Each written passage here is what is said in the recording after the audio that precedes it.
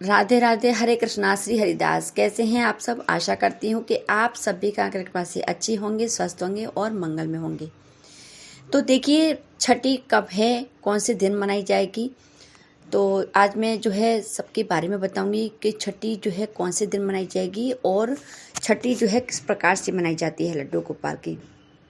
ठीक है, तो आप मेरे साथ जो है वीडियो में एंड तक जुड़े रहिएगा। तो देखिए, सबसे पहले तो मैं आपको ये बता देती हूँ कि छठी कौन से दिन मनाई जाएगी। तो देखिए, जिन भक्तों ने भी जो है जन्माष्टमी का पर्व जो है अगर 6 तारीख को मनाया है, मतलब कि 6 सितंबर को मनाया है, तो वो छठी जो है 11 तारीख मतलब सोमवार के दिन मनाएंगे।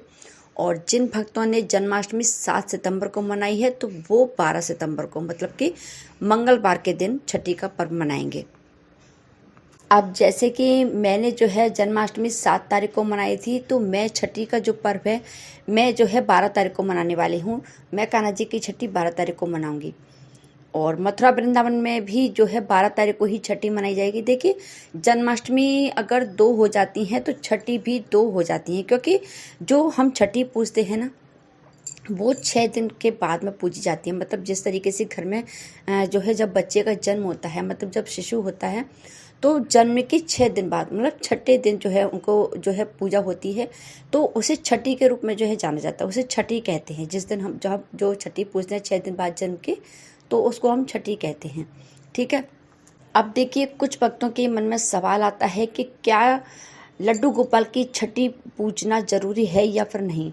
तो देखिए, मैं आपको बता दूं कि अगर आप जन्माष्टमी का पर्व मनाते हैं, अगर आप उनका लड्डू गोपाल का जन्मोत्सव मनाते हैं, तो आप छठी जरूर करना चाहिए आपको। मतलब छठी जो है आपको जरूर करनी चाहिए। और जो लोग खीरे के साथ में भगवान मतलब लड्डू गोपाल का जन्म मनाते हैं, जैसे कि मतलब अगर वो खीरे के द्वारा जो है उनका जन्म करवाते हैं, तो उनको छठी का पर्व मनाना बहुत ही ज़रूरी होता है। अब देखिए, छठी आपको मनानी किस प्रकार से है। तो देखिए, सबसे पहले जब आप छठी मना रहे हैं तो आप अपनी जो है ध्यान में रखिए कि मतलब जिस तरीके से आपके घर में परंपराएं होती हैं उसी तरीके से आप जो है लड्डू गोपाल की छठी मनाइए। मतलब कि जैसे कि जब आपके घर में बच्चे का जन्म होता है, तो जिस तरीके से भी आपके घर में बच्चे की छठी का पूजन होता है, तो उसी तरीके से आप लड्डू गोपाल की छठी मनाइए। वैसे तो देखिए, वो भगवान हैं, उनका हम छठी मतलब हम करते हैं, ये सब एक भाव की पूजा होती है। मतलब कि हमने लड्डू गोपाल को अपने घर में जो है मतलब बाल स्वरूप एक बच्चे के समान उस भाव से हमने उनको जो है स्थापित किया है, अपने घर में विराजमान किया है। तो हम उसी भाव से जो है लड्डू गोपाल की सेवा करते हैं। मतलब हम उनको एक बच्चे की नज़र से उनको हम देखते हैं, अपनी संतान के रूप में हम उनको देखते हैं। वैसे तो देखिए, वो खुद ही पालन करता है, विश्व के पालनहार है वो, तो हम उनके लिए क्या कर पाएंगे। लेकिन केवल एक भाव की ये पूजा होती है। तो हम मतलब जिसके भाव से भी हम उनको देखते हैं उसी भाव से हम उनकी पूजा को करते हैं। जैसे कि सभी घरों में देखिए, लड्डू गोपाल का जो स्वरूप है वो एक बाल स्वरूप है। सभी जानते हैं, सभी भक्तों को पता है कि ये बाल स्वरूप है, भगवान विष्णु के अवतार हैं कृष्ण, और ये बाल स्वरूप है।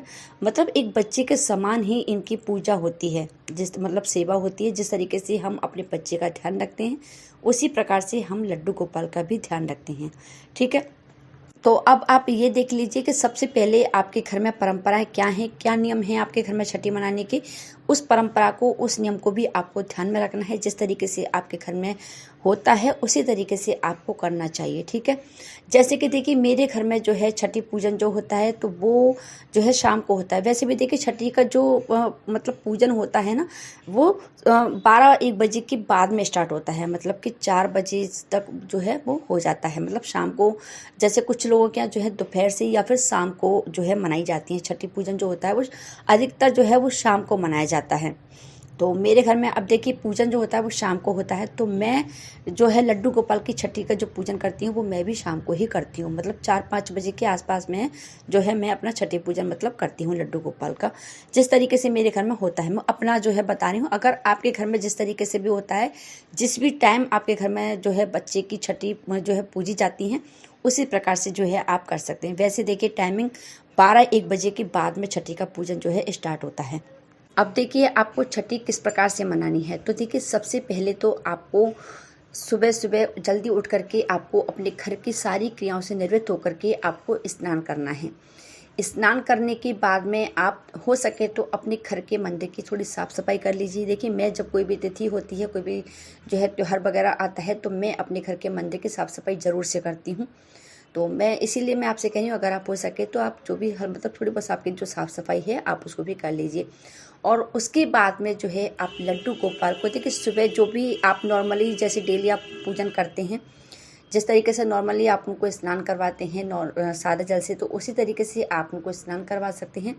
और जो है नॉर्मली आप जैसे भी जो भी आप पोशाक पहनाना चाहते हैं वो आप पहना सकते हैं। उसी तरीके से श्रृंगार मतलब नॉर्मल ही जो आपकी जो रूटीन जो रहता है डेली सुबह की पूजा का, उस तरीके से आप कर सकते हैं सुबह की पूजा का, ठीक है। उसके बाद में जब आप छठी पूजने का समय, जैसे कि जो अगर आप 3-4 बजे के आसपास जब आप छठी पूजते हैं, वैसे 12-1 बजे के बाद में जो है पूजन जो है स्टार्ट हो जाता है। छठी का जो उत्सव है वो स्टार्ट हो जाता है, 12-1 बजे के बाद में स्टार्ट हो जाता है। तो तब आप जो है लड्डू गोपाल को देखिए सबसे पहले, जैसे कि हम अपने घर में जब हमारे घर में जब नवजात शिशु होता है तो सबसे पहले हमारे यहाँ जो है वो बच्चे की जो है मालिश की जाती है, तो हम उसकी मालिश करते हैं। तो देखिए आप लड्डू गोपाल की मालिश के लिए जो है आप बादाम का तेल, तिल का तेल, देसी घी, अगर घी आपको शुद्ध गाय का मिल जाता है तो आप वो ले सकते हैं, नहीं तो आपके घर में जो भी अवेलेबल हो आप वो घी ले सकते हैं। वैसे देखिए सबसे ज़्यादा उत्तम जो रहता है वो घी की मालिश बहुत ही अच्छी रहती है, बच्चे के लिए भी बहुत ही अच्छी बताई जाती है। तो आप अगर घी से मालिश कर सकते हैं आप लड्डू गोपाल की, मतलब मेरे कहने का मतलब है कि सबसे पहले जो है हम जिस प्रकार से बच्चे की मालिश करते हैं उसी प्रकार से हम लड्डू गोपाल को सबसे पहले हम उनको मालिश कर देंगे। आप उनका जो भी आपने जो पे उनका श्रृंगार किया था आप उसको जो है पोशाक वगैरह को जो है उतार दीजिए, उनका श्रृंगार जो भी हुआ है उसको भी हटा देंगे और उसके बाद में सबसे पहले हम उनकी जो है मालिश करेंगे। और उसके बाद में हमें देखिए दूध चाहिएगा, तो दूध अगर आपको गाय का मिल जाता है तो बहुत ही उत्तम है, वरना आपके घर में जो भी दूध आता है आप उस दूध को ले सकते हैं। देखिए दूध आपको ऐसे बर्तन में लेना है, मतलब आप अपने जो है लड्डू गोपाल जी का साइज को ध्यान में रखते हुए उतना ही बड़ा पात्र आप ले लीजिए और दूध आपको उतना लेना है, क्योंकि छठी वाले दिन जो है लड्डू गोपाल को दूध में डुबकी लगाई जाती है, उसे ही छठी का दूध कहते हैं। तो दूध स्नान जो होता है वो छठी के दिन जरूर करवाया जाता है लड्डू गोपाल को। तो हम जब लड्डू गोपाल को मतलब जो है दूध में हम डुबकी लगाएंगे तो उतना दूध हमें लेना है कि हमारे जो लड्डू गोपाल की प्रतिमा है वो आराम से दूध में जो है आ जाए, मतलब उसमें वो मतलब डिप हो जाए अच्छे से। तो आपको पात्र भी अपने लड्डू गोपाल के हिसाब से ही लेना है, जितने बड़े भी आपके लड्डू गोपाल हैं उस हिसाब से आप कोई भी बर्तन ले लीजिए, उसमें आप दूध डाल लीजिए और फिर लड्डू गोपाल को जो है आपको इस तरीके से पकड़ना है। देखिए नवजात शिशु होता है तो हमें उसका डर रहता है क्योंकि वो बहुत ही नाजुक होता है उस समय पे, ठीक उसी प्रकार से हमें लड्डू गोपाल को भी बिल्कुल दोनों हाथों को मतलब जो है आराम से पकड़ना है, धीरे से, नाजुक होते हैं बहुत ज़्यादा, और दोनों उंगलियों को जो है उनके सर के नीचे लगाना है। क्योंकि जब हम देखिए बच्चे को भी जब स्नान करवाते हैं ना तो हमें ध्यान देना होता है कि क्योंकि वो उस समय पे जो है गर्दन नाजुक होती है, बच्चा संभाल नहीं पाता है। तो ठीक उसी प्रकार से हम लड्डू गोपाल को भी जो दोनों उंगलियों को उनकी जो है गर्दन के नीचे लगा लेंगे, जिससे कि उनकी गर्दन जो है ज़्यादा नीचे ना जाए। तो हमें उनको जो है गर्दन को नीचे लगा करके दोनों उंगलियों को दोनों हाथों से पकड़ करके हल्के हाथ से और उनको 3 डुबकियाँ लगानी हैं, पहले 1 बार, फिर 2 बार, फिर तीसरी बार, मतलब इस तरीके से हमको जो है उनको 3 डुबकियाँ दूध में लगानी हैं। और उसके बाद में फिर उनको हम सादा जल से स्नान करवा देंगे और सादा जल से स्नान कराने के बाद में हम उनको जो है अच्छे से पोंछ लेंगे। पोंछने के बाद में देखिए छठी वाले दिन बच्चे को जो है नए कपड़े पहनाए जाते हैं। हमारे यहाँ तो देखिए बिल्कुल मतलब नए कपड़े पहनाए जाते हैं और जो भी चीज़ें होती है वो नई ही होती हैं। तो अगर आप हो सके तो लड्डू गोपाल को देखिए नए वस्त्र ही धारण करवाएं, छठी वाले दिन नए वस्त्र ही पहनाए जाते हैं। तो फिर उसके बाद में हम उनका अंग जो है पहुँचने के बाद में हम उनको नए वस्त्र धारण करवाएं, जो भी हम पोशाक लेकर के आते हैं हम वो पोशाक उनको धारण करवाएंगे और उसके बाद में हम उनका प्यारा सा श्रृंगार कर देंगे। श्रृंगार करने के बाद में हम उनको देखिए मोर पंखी जरूर लगाएंगे, बांसुरी जरूर देंगे, क्योंकि वो उनको अत्यधिक प्रिय हैं, तो हम उनको ये चीज़ें ज़रूर देंगे, ठीक है। और उसके बाद में हम लड्डू गोपाल को इत्र सेवा दे देंगे। फिर उसके बाद में हम लड्डू गोपाल की नज़र उतार देंगे, क्योंकि देखिए छोटा बच्चा होता है तो उसको नज़र बहुत जल्दी लगती है। और देखिए ये तो हमारे ठाकुर जी हैं, तो इनका तो आपको पता ही इतने प्यारे हैं, इतने दुलारे हैं, इनको हम वैसे भी नॉर्मली अगर हम देखते हैं तो इनको नज़र लगी जाती है, तो हम इनकी जो है नज़र ज़रूर उतारेंगे। तो नज़र उतारने के लिए आप जो है शंख में पानी ले सकते हैं। शंख में पानी लेने के बाद में जिस तरीके से हम बच्चे के ऊपर से वारते हैं, आप 3 बार, 5 बार, 7 बार लड्डू गोपाल के ऊपर से वार करके उस जल को आप अपने घर में जो है छिड़क दीजिए। उससे आपके घर पर कभी भी किसी की बुरी नजर नहीं पड़ेगी। या फिर आपके पास अगर शंख नहीं है तो फिर आप किसी पात्र में, आप किसी छोटे पात्र में जो है आप जल ले लीजिए। उससे भी आप लड्डू गोपाल के ऊपर से वार करके नज़र उतार सकते हैं। इस तरीके से भी जो है लड्डू गोपाल की नज़र उतारी जा सकती है। इसके बाद में हम लड्डू गोपाल को देखिए चंदन का टीका लगाएंगे, धूप जलाएंगे, दीप जलाएंगे, उनकी आरती करेंगे और फिर उनको हम जो है भोग समर्पित करेंगे। तो देखिए भोग में आपने जो जो चीज़ें बनाई हैं आप उनका भोग जरूर से लगाइए। और देखिए छठी के दिन जो है कड़ी चावल का भोग जरूरी होता है।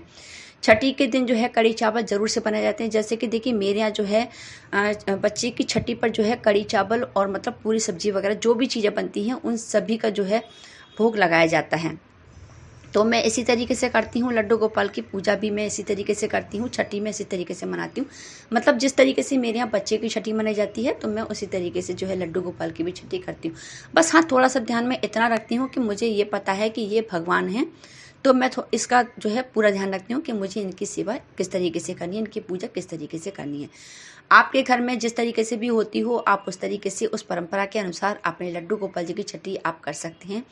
तो आपके घर में देखिए जो भी चीज़ें आपने बनाई हैं, कड़ी चावल या फिर मिष्ठान वगैरह जो भी आपने चीज़ें बनाई हैं उन सभी का आप ज़रूर भोग लगाइए। लड्डू गोपाल जी को भोग आज जो है ज़रूर समर्पित करें। और देखिए लड्डू गोपाल जी के भोग में आप माखन मिश्री ज़रूर रखिएगा, क्योंकि माखन मिश्री भगवान कृष्ण को बहुत ही ज़्यादा पसंद है। तो उनके लिए आप माखन मिश्री का भोग ज़रूर लगाएं। भोग लगाने के बाद में जब भगवान का आप भोग लगा दें उसके बाद में देखिए छठी के दिन जो है हमारे यहाँ जो मतलब सभी के यहाँ होती होगी जो ये परंपराएं हैं, छठी के दिन जो है बच्चे के काजल ज़रूर लगाया जाता है।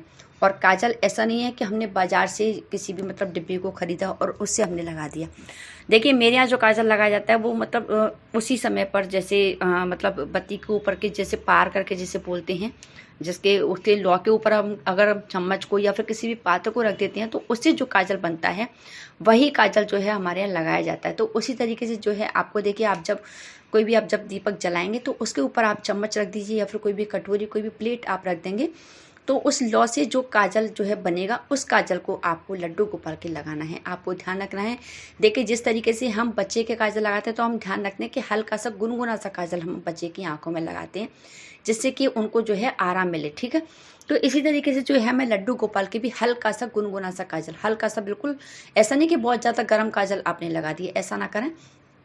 बिल्कुल हल्का सा गुनगुना सा काजल आपको लड्डू गोपाल के लगाना है। और इसके बाद में फिर देखिए लड्डू गोपाल की जो है न्यौछावर बारी जाती है। तो उसके लिए आप अपने सामर्थ्य के अनुसार जितने भी आप पे संभव हो आप 50, 101, 201, 501, 1000 मतलब जितने भी आप पे संभव हो जाए उतने आप लड्डू गोपाल की न्यौछावर बार करके रख सकते हैं। देखिए बहुत से लोग क्या करते हैं कि वो उसको जो है मतलब जैसे किसी कन्या को या फिर किसी पंडित को दे देते हैं। लेकिन देखिए ये भगवान है। जब हम नॉर्मली जैसे बच्चे की छठी होती है तो हम जो न्यौछावर जो हम करते हैं बच्चे की तो उसको हम जो है किसी को भी दान कर देते हैं। जैसे पंडित अगर होते हैं तो पंडित जी को दे देते हैं या फिर किसी कन्या को भी दे देते हैं। लेकिन ये क्योंकि ये भगवान की न्यौछावर है तो इसको हम प्रसाद के रूप में अपने पास ही रख लेंगे। नहीं तो फिर हम ऐसा करेंगे कि जैसे कि हम जो है लड्डू गोपाल के लिए भी जो है हम सामान लाते ही रहते हैं, त्योहार पड़ते ही रहते हैं। तो जो भी पैसे इकट्ठे हो जाते हैं या फिर जैसे अब छठी के जो हम न्यौछावर के हम रखेंगे तो उनको हम जो है लड्डू गोपाल के लिए ही कुछ भी चीज़ें हम ला करके दे देंगे। उनको हम कोई भी गिफ्ट ला के दे सकते हैं, कोई भी उपहार, कुछ भी हम जो है लड्डू गोपाल के लिए ही लेकर के आएंगे। या फिर अगर हम नहीं लेकर के आ रहे हैं तो फिर हम उनको जो है पैसे को संभाल कर रखें। लेकिन ध्यान रखना है कि लड्डू गोपाल की छठी के दिन जो वारे हुए पैसे हैं वो बिल्कुल भी खर्च नहीं होने चाहिए। इन चीज़ों का आपको ध्यान रखना है।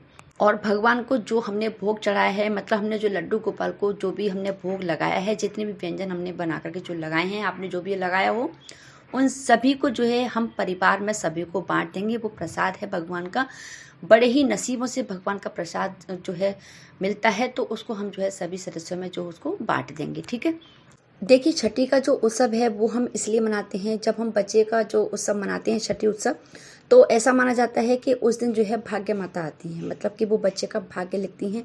तो हम इसीलिए जो है छठी पूजन करते हैं, छठी मैया की पूजा करते हैं, जिससे कि हमारे बच्चे का जो भाग्य है वो अच्छा रहे, उसका भविष्य में उसे कभी भी कोई परेशानी ना हो। लेकिन देखिए ये तो भगवान है, ये लड्डू गोपाल हैं, तो इनका हम एक भाव से पूजन कर रहे हैं। इनका हम एक भाव है हमारे मन में कि ये हम बच्चे के रूप में जो है हम इनकी सेवा कर रहे हैं, इनकी हम पूजा कर रहे हैं। बाकी ये तो सभी के पालन करता है। तो बस यही है कि ये हमारी भाव की पूजा है। और देखिए छठी वाले दिन जो है बच्चे को नज़रिए पहनाए जाते हैं, जैसे नए वस्त्र पहनाते हैं और नए नज़रिए पहनाए जाते हैं। तो आप अगर चाहें तो चांदी के नज़रिए भी लेके आ सकते हैं, नहीं तो फिर किसी भी श्रृंगार की जो कॉस्मेटिक की शॉप होती हैं उन दुकानों पर जो है नज़रिए मिल जाते हैं। तो आप वैसे जो धागे वाले आते हैं उस तरीके से जो है नज़रिए आप ला करके लड्डू गोपाल को वो भी पहना सकते हैं। लेकिन जो है छठी वाले दिन नज़रिए चंदा सूरज हाई बच्चे को ज़रूर पहनाए जाते हैं। तो आप देखिए लड्डू गोपाल को जो है ये चीज़ें आप ज़रूर पहनाइए। और इसके बाद में भगवान कृष्ण से हम जो है धन्यवाद करेंगे कि उन्होंने हमें ये अवसर दिया कि हम उनका जन्मोत्सव मना रहे हैं, हम उनकी छठी मना रहे हैं। देखिए वो भगवान हैं, भगवान ने हमें ये अवसर दिया है, तो हमसे बड़ा धनवान कोई नहीं है कि हम उनका जन्मोत्सव मना रहे हैं और उनकी छठी मना रहे हैं। तो हम उनको जो है धन्यवाद हम जरूर करेंगे। देखिए छठी का पर्व भी उतने ही आनंद के साथ मनाना चाहिए जितना कि हम जन्माष्टमी मनाते हैं। जन्माष्टमी पर जो है बहुत ही आनंद और हर्षोल्लास के साथ में हम जन्माष्टमी का पर्व मनाते हैं, जिस दिन भगवान का कृष्ण जन्मोत्सव मनाया जाता है। ठीक उसी प्रकार से भी जो है हमें छठी को भी मनाना है, क्योंकि छठी भी जो है भगवान कृष्ण की जो है ज़रूरी मनाई जाती है। जो कि मैं पहले ही बता चुकी हूँ कि जो लोग खीरे से जन्म करवाते हैं उनके लिए अत्यंत ही आवश्यक होता है छठी का पर्व मनाना। तो आज की वीडियो में इतना ही। अगर वीडियो आपको पसंद आई हो तो लाइक कमेंट शेयर जरूर करें। मिलती हूँ अगली वीडियो में। राधे राधे, जय श्री कृष्णा।